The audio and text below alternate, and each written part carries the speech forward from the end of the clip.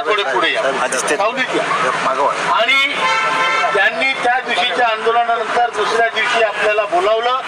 आम्ही त्यांना सांगितलं जे म्हणायचं ते लेखी सांगा, तोंडी आता आम्ही तुमचे शब्द मानत नाही. तुम्ही आम्हाला सांगता, आम्ही लोकांना सांगतो, आणि तुम्ही करत नाही. लोक म्हणतात तुम्ही काय सांगता. त्यापेक्षा तुम्ही आम्हाला लिखित द्या. आणि त्यांनी त्यांच्या अधिकाऱ्याकडून, म्हणजे त्यांच्यातर्फेच असतं, मंत्री कधी त्याच्यावर साईन करत नसतो, त्यांच्या अधिकाऱ्याकडून लिखित पत्र दिलंय की तुमच्या मागण्या योग्य आहेत, तुमच्या मागण्यावर विचार होतोय, आम्ही लवकरात लवकर हे करतोय. आता या गोष्टीला जवळपास 1 महिना होत आहे. मग आपण 1 महिना त्यांना वेळ दिला. 1 महिन्याच्या आत आपलं काम झालं नाही म्हणून आपण त्यांना नोटीस दिली. आणि आता 3 आणि 4 डिसेंबरला दिल्लीमध्ये मोठं आंदोलन परत आपण करत आहोत. आपले 2 प्रयत्न चालू आहेत किल्लेदार साहेब, की आपण हे आंदोलन करायची पाळी येऊ नये म्हणून सरकारवर चर्चेचं सत्र सुरू ठेवलेलं आहे. आपण त्यांना सांगितलं 3 तारखेच्या आत आमची अनाउन्समेंट करा आणि आम्हाला म्हाताऱ्या लोकांना करू देऊ नका. पण जर तुम्ही ते केलं नाही तर मग आम्हाला 3 आणि 4ला तिथे आंदोलन केल्याशिवाय काही इलाज राहणार नाही. बरोबर आहे. आणि त्यासाठी मी दिल्लीच्या आंदोलनाचं आव्हान द्यायला इथं आलेलो. जर आपलं काम झालं तर सोन्याहून पिवळं, आणि नाही झालं तर मग तिथं जाऊन त्यांची पिवळी करावं लागेल. बरोबर आहे.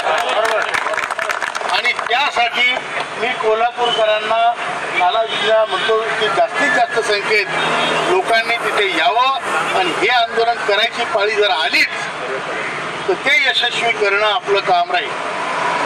3 आणि 4 डिसेंबर ईश्वर करो त्या अगोदरच आपली अनाउन्समेंट हो असे आपले प्रयत्न आहेत.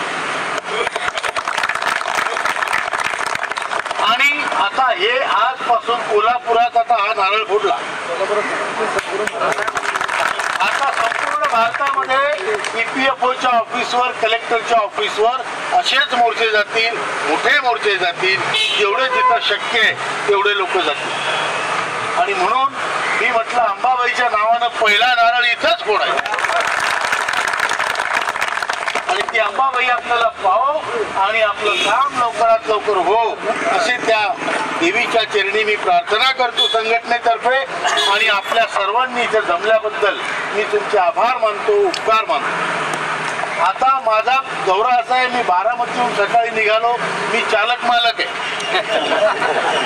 गाडी चालते, गाडीचा मी चालक मालक आणि माझी मालकीन कारभारीण असे आम्ही सोबत इथं आलो. आता इथून ही मीटिंग मला 12 वाजता सोडावंच लागणार आहे. म्हणजे मी 4 वाजता हुबळीला पोहोचीन आणि हुबळीमध्येही असाच मोठा मेळावा आहे. त्याच्यानंतर दुसरा मेळावा उद्या किंवा परवा कारवारला आहे. त्याच्यानंतर बिजापूरला आहे. मी हे पूर्ण चक्कर मारून सगळे मेळावे करून चाललोय. बाकी नेत्यांना बाकी कामं दिलेली.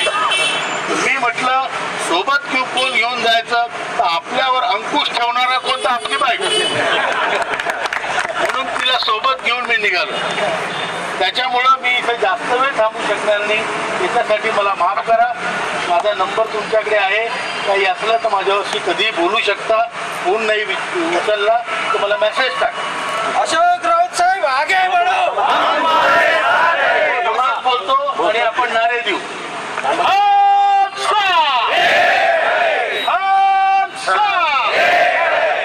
EPFO मुर्दाबाद,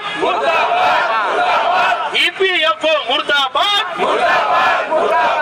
असा कसा देत नाही, असा कसा देत नाही. आणि याबरोबरच मी माझे 2 शब्द संपवतो आणि माझी जायची तयारी करतो. मला माफ करा.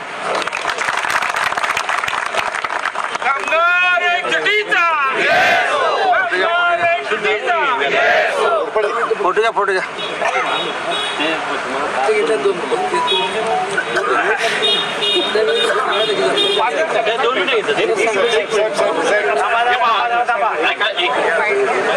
साहेब आणि आम्ही 5 मिनिटात कमिशनर साहेबांना भेटून येतो आणि मग आपल्याला बोलायचं ते बोलायला देतो. तोपर्यंत जरा थांबा. जरा इथं प्लीज थांबा, तोपर्यंत कोणतरी बोला. तो पण सुभाष बापा सर